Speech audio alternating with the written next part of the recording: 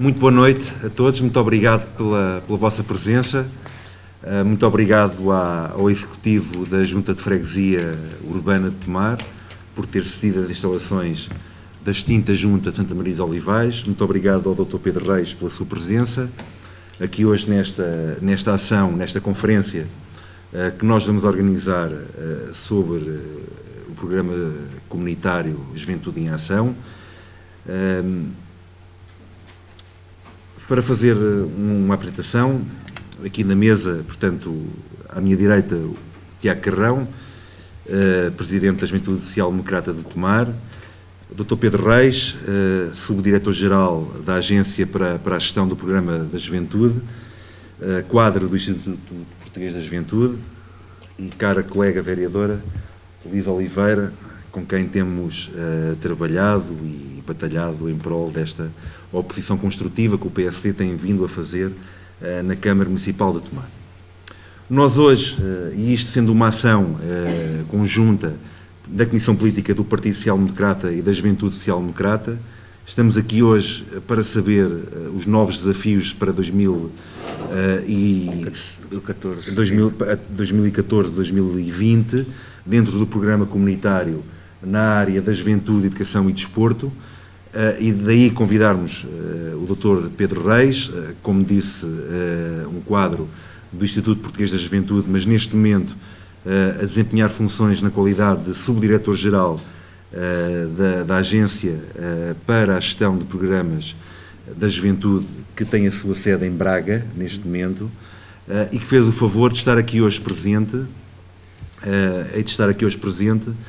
para nos elucidar, junto dos militantes, simpatizantes e sociedade civil em geral, do que é possível fazer e dos novos desafios que há dentro deste próximo quadro comunitário que nós temos até 2020. Entretanto, chegou o nosso Presidente da Mesa do Plenário, o Engenheiro José Delgado, a quem dou os nossos cumprimentos, e não querendo alongar, porque a noite já vai longa, e peço desculpa por este atraso, mas o trânsito impossibilitou que pudéssemos começar mais cedo, algumas vicissitudes derivadas com algumas obras relacionadas com a A1. Eu passo já a palavra ao meu amigo Pedro Reis, e de quem eu agradeço a sua presença aqui em Tomar, e passo desde já a palavra. Muito obrigado, caro amigo Pedro. Muito bem.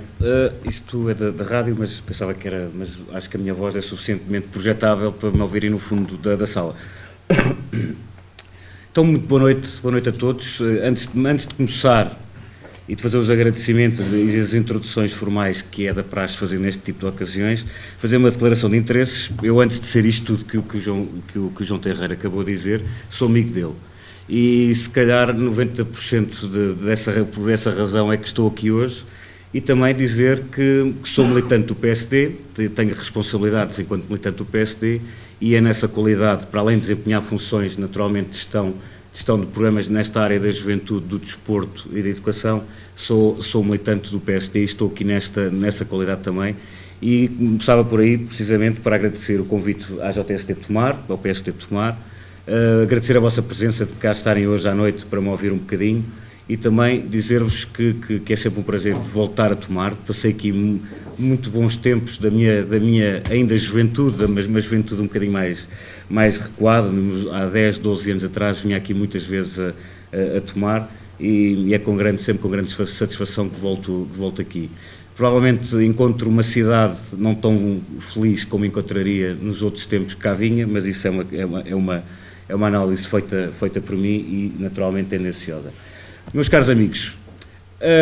o quadro, hoje o tema que me traz aqui, o assunto que me traz aqui é os desafios e as oportunidades dos quadros comunitários, ou no quadro comunitário, na área da educação, da juventude e do desporto, para os anos 2014-2020. Nós, em Portugal, existem um conjunto de quadros comunitários, de fundos comunitários, que são disponibilizados pela Comissão Europeia, e este é um deles, que se chamará Erasmus+, ou que se chama Erasmus+, porque foi... Em termos formais, foi aprovado pelo Parlamento Europeu no dia 19 de novembro de 2013, entrou em vigor no dia 1 de janeiro de 2014. Este quadro comunitário Muito provavelmente vocês conhecem o Erasmus pelo programa de mobilidade de jovens, de estudantes universitários. O Erasmus mais é um bocadinho grande,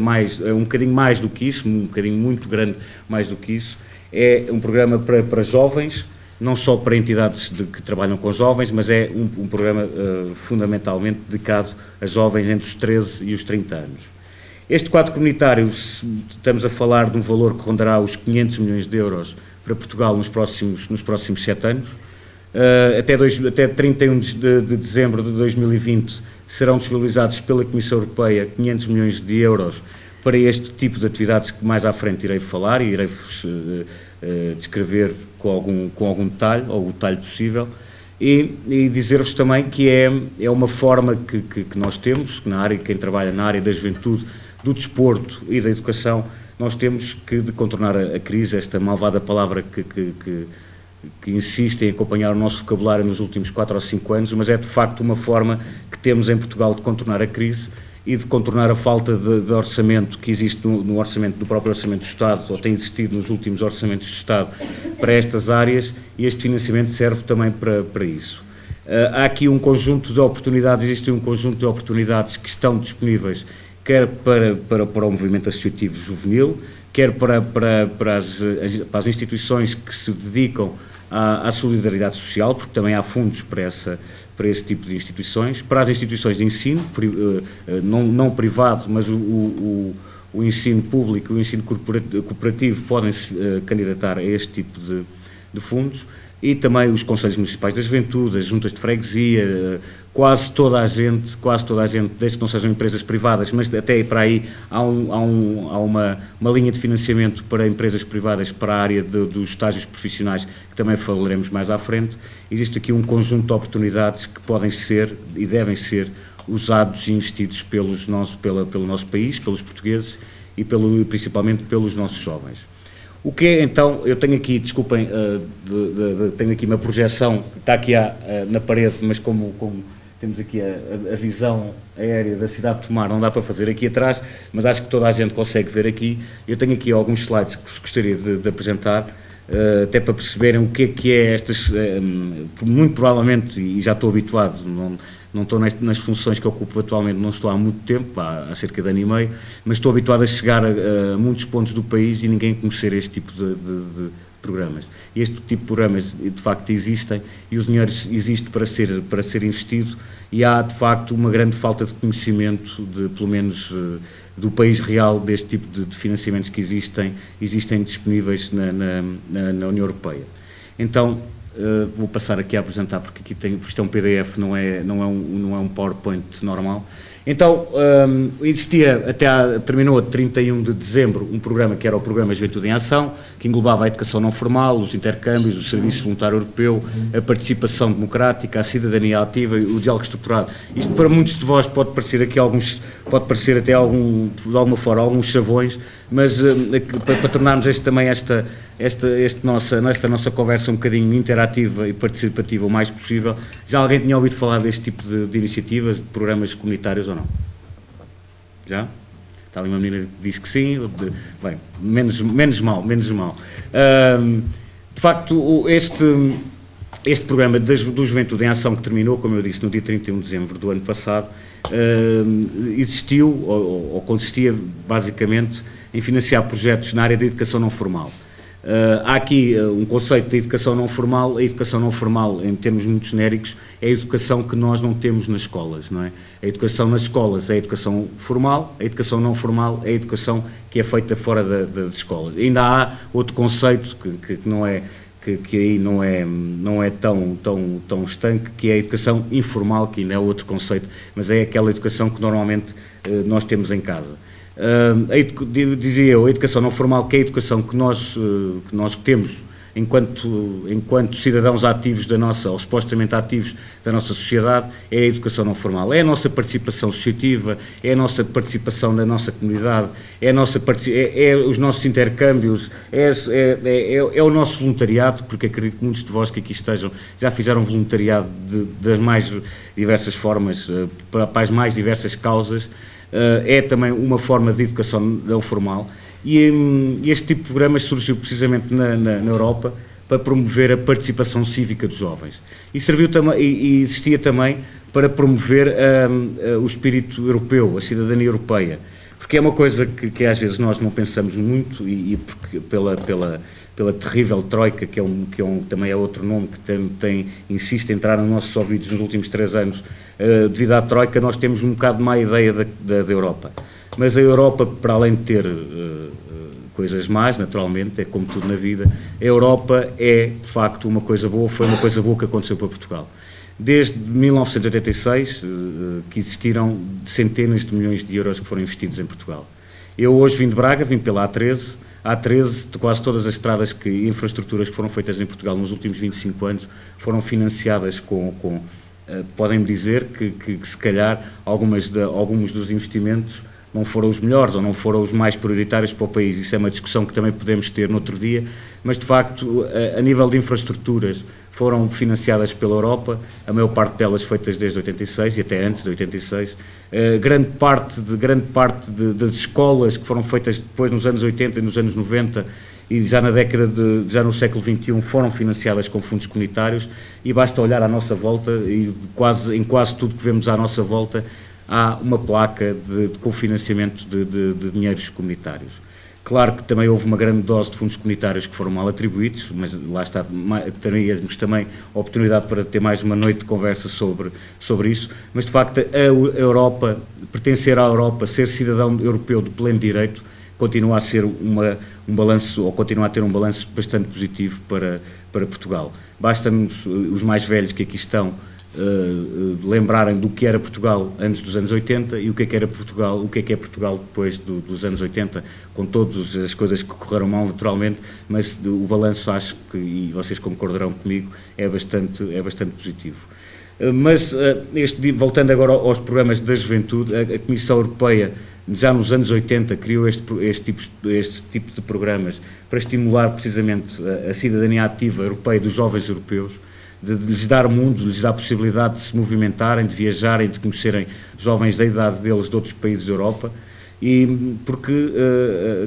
continuamos a ter, e nós em Portugal temos muito esse problema, porque se calhar porque estamos na franja mais ocidental da Europa, continuamos a achar que aquilo em Bruxelas é uma coisa lá é uma coisa muito abstrata, que acontece lá muito longe, mas não é, de facto não é, porque em Bruxelas quase todos os dias decidem coisas que interferem diretamente com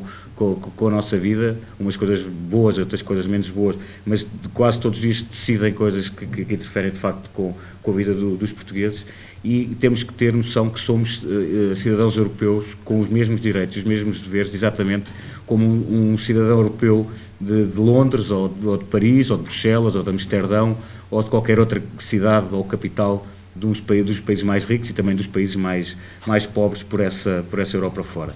Porque nós temos aqui, porque há de facto, apesar do esforço da Europa, da Comissão Europeia e do Parlamento Europeu para a criação deste tipo de programas, nós temos aqui um problema grave, que é a falta de participação nas eleições europeias. É de facto um problema que preocupa os responsáveis políticos da Europa, e não deve preocupar só esses, mas fundamentalmente preocupa esses. Nós sabemos que em Portugal a abstenção nas eleições europeias chega a rondar os 70%,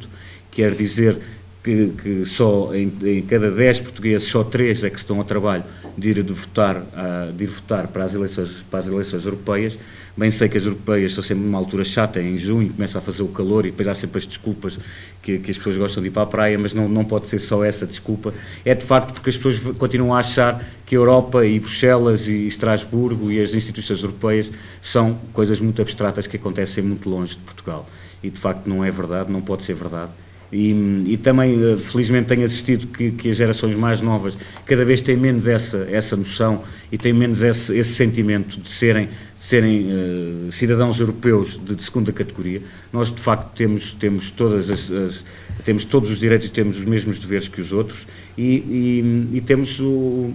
coisas que mais ninguém tem. Nós falamos uma língua que é a quinta língua mais falada de Portugal,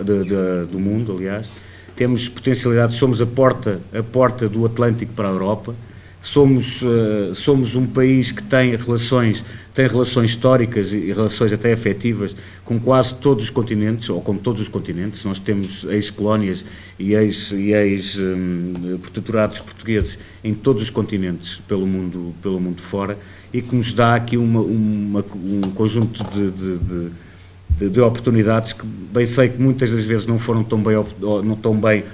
aproveitadas pelos nossos responsáveis políticos, mas são de facto potencialidades que temos que potenciar e que temos que usar para bem da Europa e também para bem de Portugal, enquanto Estado-membro de pleno direito da União Europeia. Eu quando dou este tipo de conferências, normalmente o público costuma ir a universidades e escolas secundárias também, começo com uma pergunta sacramental que costumo fazer às pessoas, que é para perceberem que estado é que estamos dos conhecimentos sobre a União Europeia. Vocês sabem quantos Estados-membros é que tem a União Europeia ou não? 27. Quantos? 27. Ouvimos 26, 27, são de facto 28. Desde o dia 1 de junho de 2013, com a entrada da Croácia, passámos a ser a União Europeia a 28, mas esta é uma das perguntas, é aquelas perguntas que valem 1 milhão de euros, que se costuma fazer para perceber em que estado é que está a nossa sabedoria, o nosso trivial pursuit a nível de assuntos europeus, e se calhar 90% da sala errou e disse 26, 27, mas de facto somos 28 países da União Europeia, e há desafios muito grandes que a União Europeia tem pela frente. Este quadro comunitário 2014-2020 é o último esforço que a União Europeia tem para diminuir as assimetrias entre os países mais pobres e os países menos pobres e os países mais ricos. É a última oportunidade, muito provavelmente até 2020, que é de cimentar o espírito europeu e deixarmos de assistir àquelas quesílias que temos visto nos últimos anos, que é dos chefes de Estado pensarem sempre primeiro no seu umbigo, e digo isto com toda isto não é esta a minha afirmação que eu vou dizer a seguir, não é de ninguém, é minha e é da minha responsabilidade. Deixarmos de ter Merkels na Europa. Bem sei que a senhora Merkel também é uma das grandes financiadoras do projeto europeu, mas também é uma das principais causadoras das assimetrias que existem hoje na Europa, e é isso que nós temos que tentar combater, essas assimetrias, porque não podemos continuar a ter uma chefe de governo, uma chefe de governo alemã que diz aos portugueses que têm que se reformar aos 67 anos e que têm que ganhar menos, e a primeira medida que a senhora foi tomar este ano foi diminuir a idade da reforma dos 65 para os 63 e aumentar em 250 euros o ordenado mínimo na Alemanha. Ainda bem para os alemães, mas só que não podemos ter uma Europa com duas realidades tão distintas quanto isso. E por isso é que existem este tipo de programas, porque a Europa não é só a Alemanha. Está bem que a Alemanha, para vocês terem uma noção, a Alemanha paga a fatura da União Europeia. Nós ainda era suposto nós financiarmos ou pagarmos a nossa fatura de sermos membros deste clube da elite dos 28, à volta de 3% do orçamento da União Europeia ser financiado por nós, mas nós estamos lá há 28 anos e nunca contribuímos ainda nada. Temos só recebido, ainda não contribuímos com os tais 3% que era suposto nós contribuirmos, mas para vocês terem uma ideia,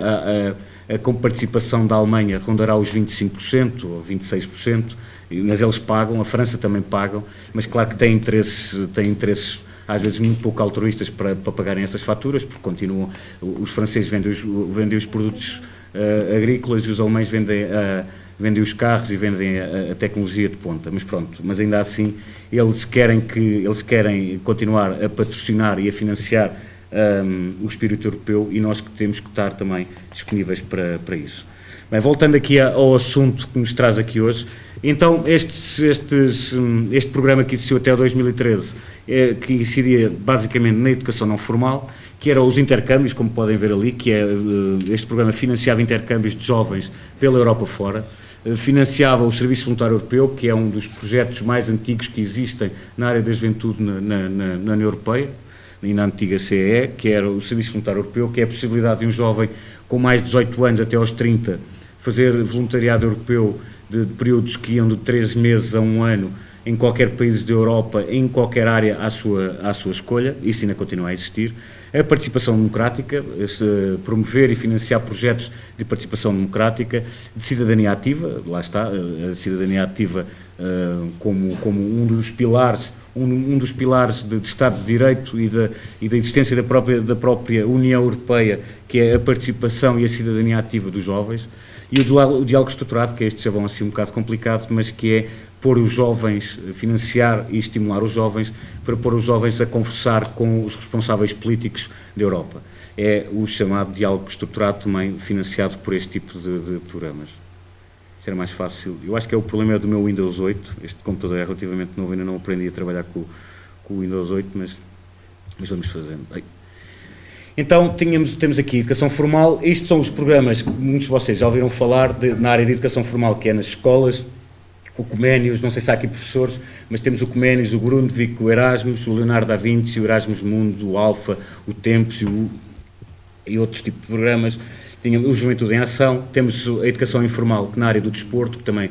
já falaremos mais à frente, e o emprego e o ensino profissional, que é a Garantia Jovem, que vai ser financiado, vai ser gerida em Portugal pela Secretaria de Estado do Emprego, que é também o Secretário de Estado do Emprego, como sabem, é um companheiro nosso, ele é do Tramagal, mas é militante em Torres Novas, que é o Otávio Machado, o Otávio Oliveira, desculpem, o Machado é o treinador, o Otávio Oliveira, que muitos de vocês conhecem, peço desculpa ao Otávio, pois, que para a Secretaria de Estado do Otávio Oliveira, ele terá uma verba à volta de 8 milhões de euros por ano para gerir na Garantia Jovem, que é dar formação profissional aos jovens.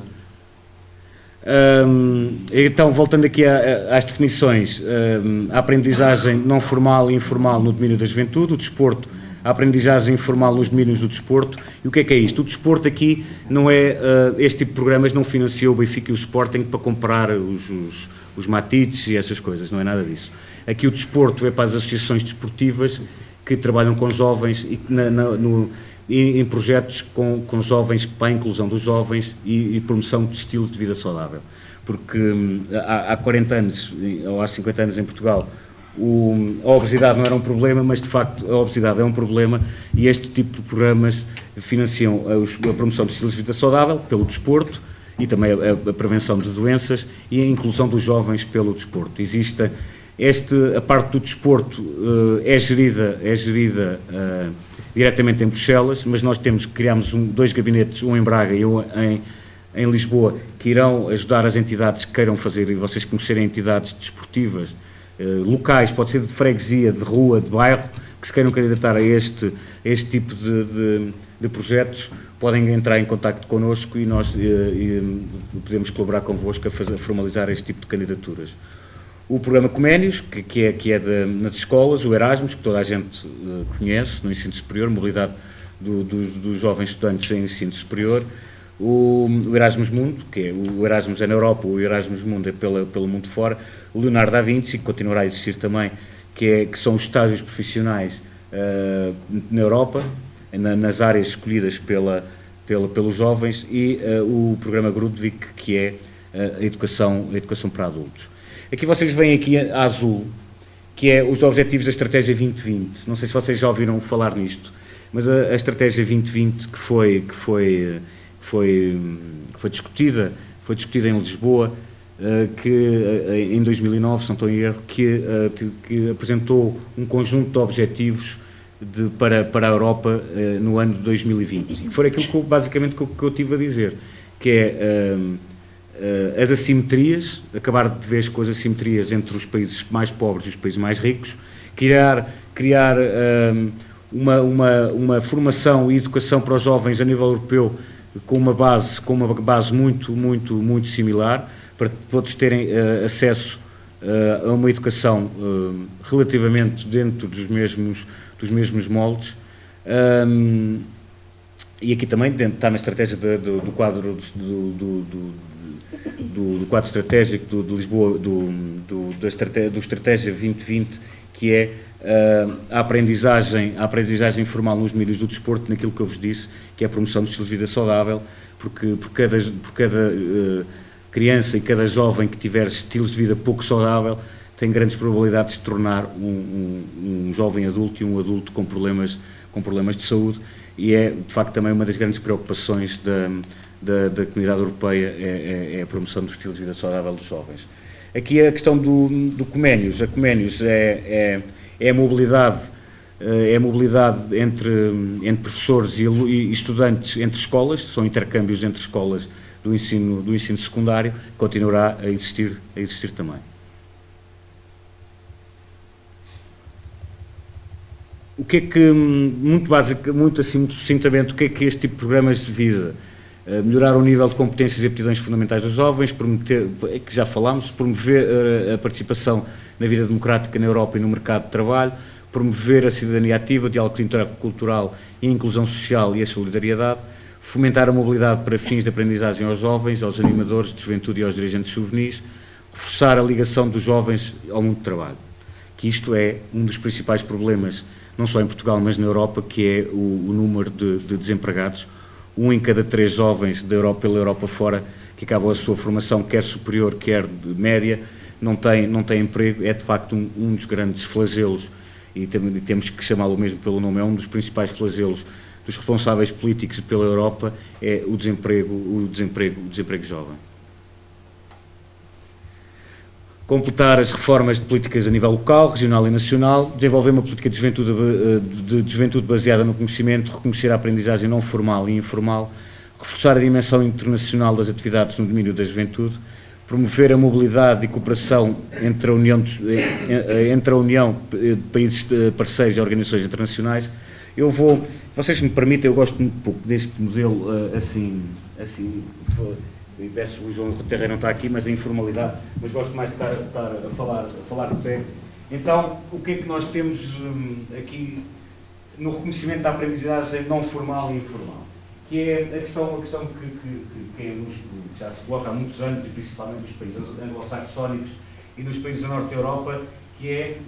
nós em Portugal valorizamos muito o currículo, aquele currículo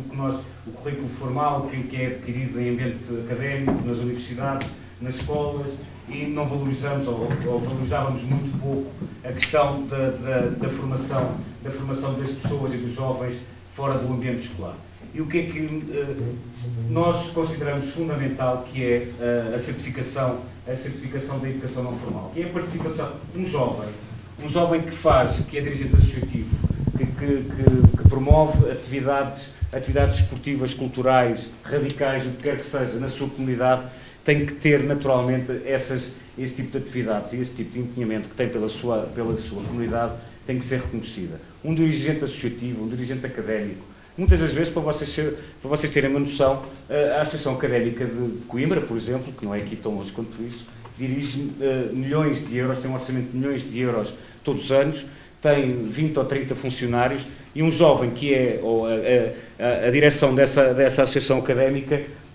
tem muito provavelmente aprende mais a ser quando são dirigentes associativos e dirigentes académicos, quando estão nessa qualidade, do que aquilo que normalmente aprendem quando são, ou aquilo que aprendem naturalmente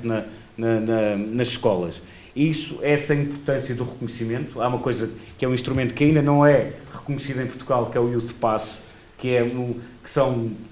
consideramos um anexo aos currículos vitais, que é o currículo vitae de cada um dos jovens, que é, eu participei, fui dirigente associativo durante 5 anos, e esse reconhecimento ser feito legalmente em Portugal. Isso ainda não está, ainda não existe. O atual governo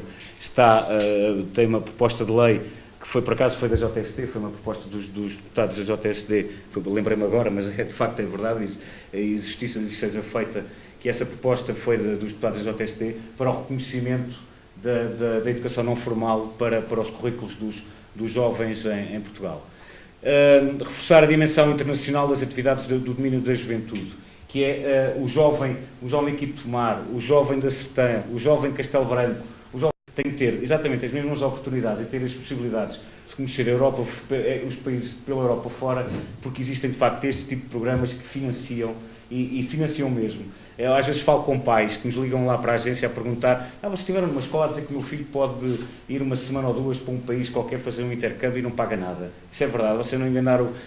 os miúdos, mas é de facto que existe mesmo. Este programa serve precisamente não só para isso, mas também para isso. Promover projetos de intercâmbio entre associações e grupos informais de jovens. Um grupo informal de jovens de Tomar ou uma associação de jovens de Tomar pode ir para a Estónia, pode ir para a Turquia, pode ir para o Norte da Europa, para o Norte da África, que são países parceiros também deste tipo de programas, e podem de facto ir e não pagam quase nada por fazer esse tipo de mobilidade. Podem fazer voluntariado, que era aquilo do Serviço Voluntário Europeu. Até 2020, qualquer jovem europeu, agora com mais de 16 anos, até aos 30, pode fazer voluntariado europeu. Nós queremos incrementar aquilo que já existe há muitos anos nos países mais desenvolvidos, que é o ano zero, que é o jovem que acaba o ensino secundário ou acaba o ensino superior e não sabe o que é que quer fazer ou não tem possibilidade para arranjar emprego, e entre o jovem que faz o 12º ano, ora vou fazer um ano lá para fora, uma coisa qualquer, ver se é isto que eu quero, e depois voltar para o país e completar os seus estudos, ou quem acaba as licenciaturas ter a possibilidade de depois de fazer um ano de voluntariado lá fora e poderem voltar sem perderem a possibilidade de apanhar outra vez o comboio do mercado de trabalho, muito pelo contrário, porque adquirem competências que muito provavelmente um jovem que passará com muito esforço todas as semanas a responder aos anúncios do caderno de emprego do Expresso, um jovem com entre os 16 e os 30 anos que estiver lá fora, está a aprender uma nova língua, que é uma das obrigatoriedades deste tipo de programas, é que os jovens têm que aprender as línguas dos países por onde vão. Nem que seja só pelo facto de conviverem e de conhecerem pessoas, os nativos desses países, mas existem aulas que são financiadas também pelo programa dos países que os acolhem. Têm que aprender o inglês e digo-vos que aprender uma língua nos dias em que corre é quase como ter uma licenciatura, ser fluente numa língua.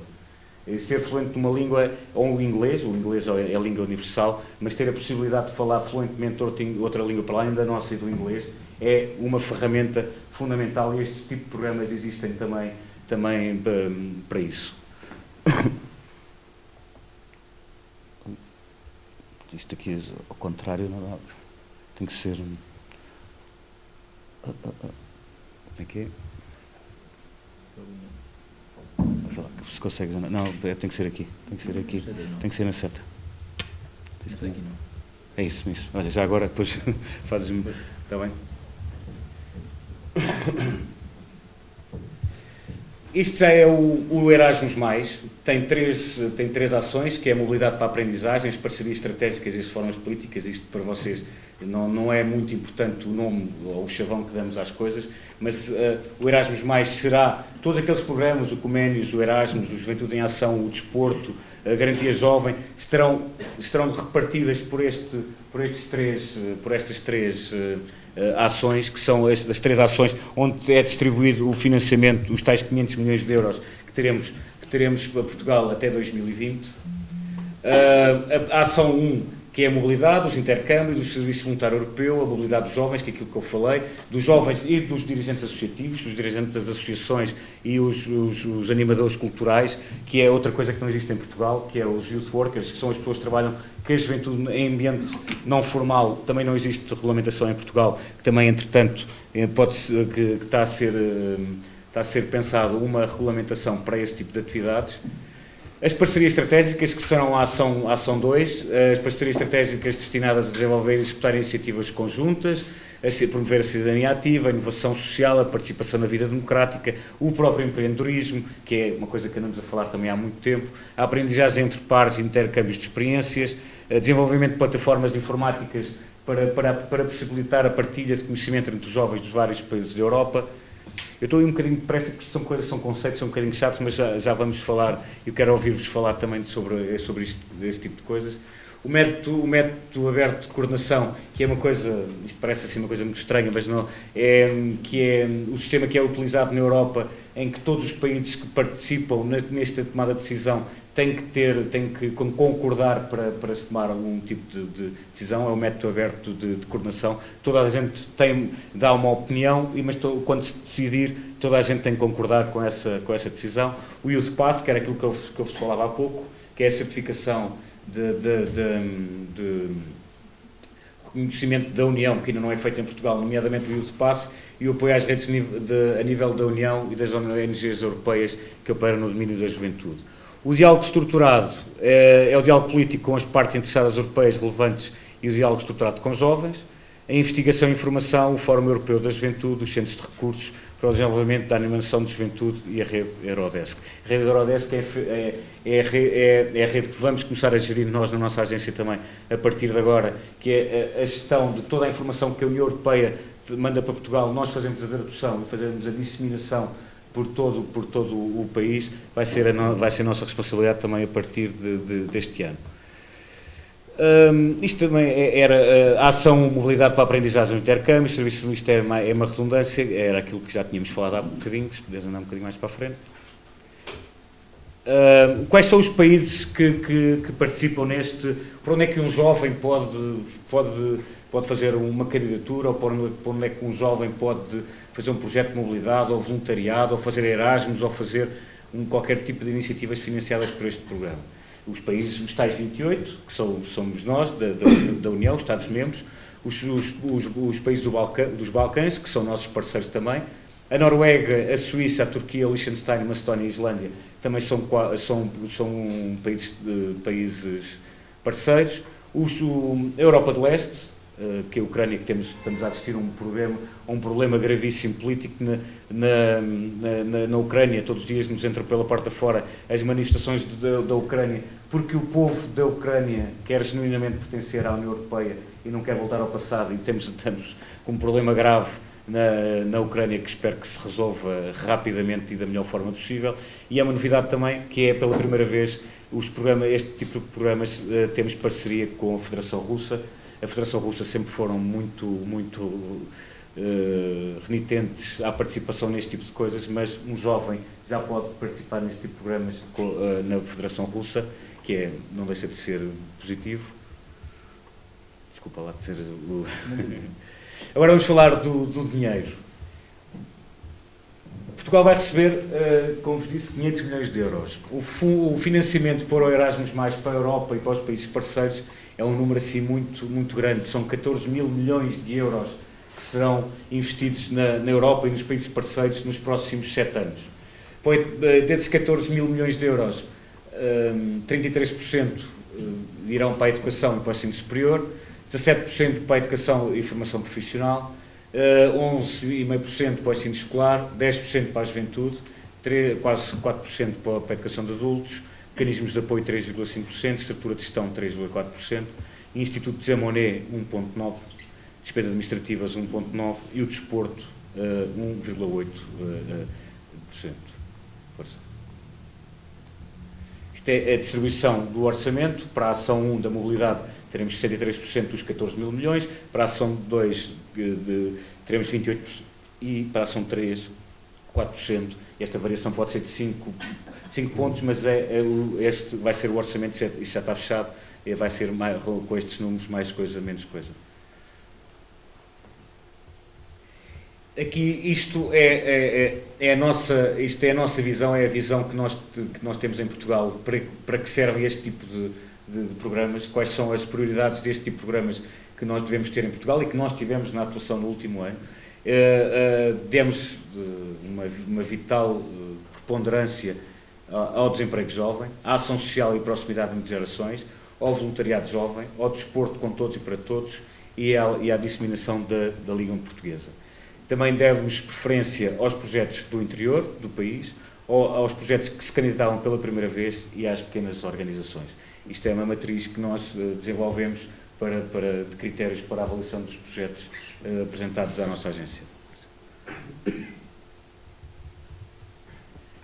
Onde é que as associações, os jovens se podem candidatar? Há várias formas,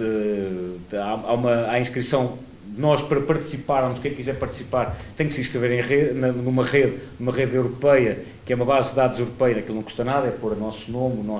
a nossa morada, o nosso e-mail e pouco mais. O que é preciso? É ser criativo, é claro, porque aqui eu costumo dizer que o céu é o limite para este tipo de iniciativas. Desde que os jovens e as instituições e os organismos tenham boas ideias, elas serão aprovadas e serão financiadas. Desenhar a ideia, formular o projeto e criar uma rede a nível europeu. O download dos formulários ainda não estão disponíveis, mas vão estar disponíveis o mais rápido possível, em português, porque os nossos colegas em Bruxelas estão-se a atrasar com os formulários nas línguas dos Estados-membros. Estes momentos de candidatura mudaram, entretanto, porque passou de 1 de março para 17 de março, será a primeira fase de candidatura. A segunda fase de candidatura não será a 1 de maio, será a 30 de abril, e a última continuará a ser a 1 de outubro. A informação: temos o nosso site, o juventude.pt, o Facebook, podem amigar-se com o Facebook do Juventude em Ação, onde terão essa a possibilidade de terem uma informação quase diária. Os roteiros que nós temos, o ano passado, para vocês terem uma ideia, fizemos 300 ações de formação pelo país todo, corremos os distritos todos e fomos às ilhas mais do que uma vez. Podem, através das lojas Ponto Já do IPDJ, que são os nossos principais parceiros na disseminação deste tipo de projetos, o Instituto Português do Desporto e da Juventude, através dos telefones que ali estão, da sede em Braga e da nossa delegação em Lisboa, ou fazer questões através do e-mail do geral@juventude.pt, e as aplicações ainda não